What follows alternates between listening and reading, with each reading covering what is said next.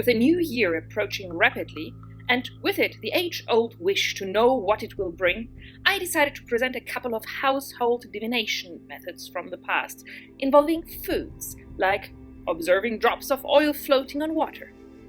I need to emphasize that I do not believe in any of the following, but a few of those methods can be a fun pastime.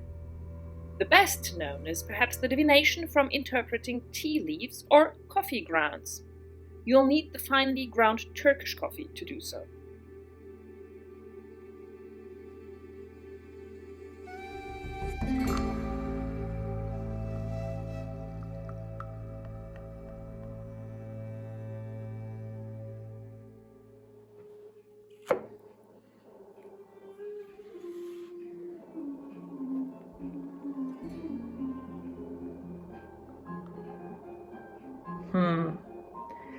Well, I always see flames in coffee.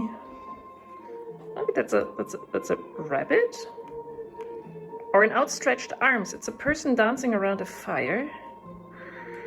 Roof. And there's another person holding something, maybe blowing an instrument, smoking a huge pipe. I'm not sure. And what is this?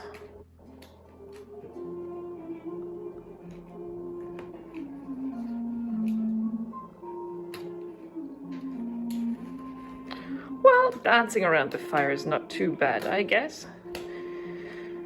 I fear I lack fantasy to become a professional coffee diviner.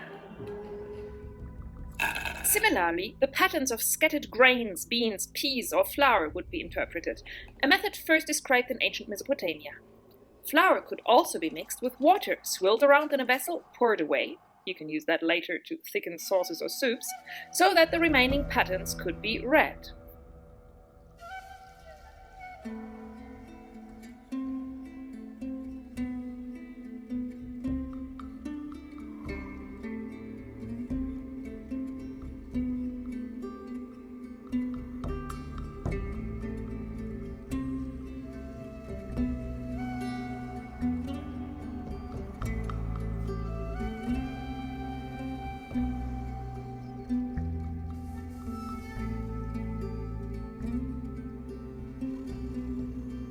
Then there is oomancy, the divination by eggs.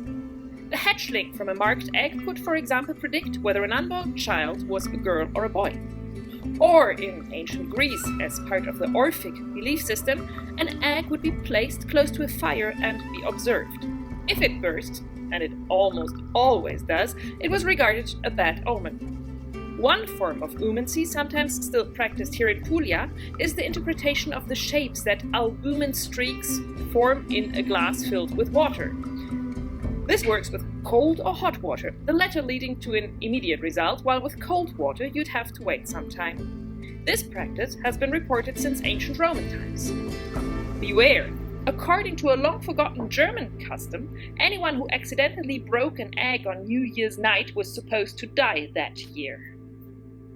The onion calendar is an old and almost forgotten form of a New Year's oracle from Central Europe, aiming at predicting the coming year's weather, which was important for farmers. At New Year's Eve, they cut an onion in half, laying out 12 cups of onion layers according to the months of the year, and sprinkle them with salt. The next morning, they would see how much liquid had formed inside the onion cups, and from that predict that month's precipitation. Happy New Year!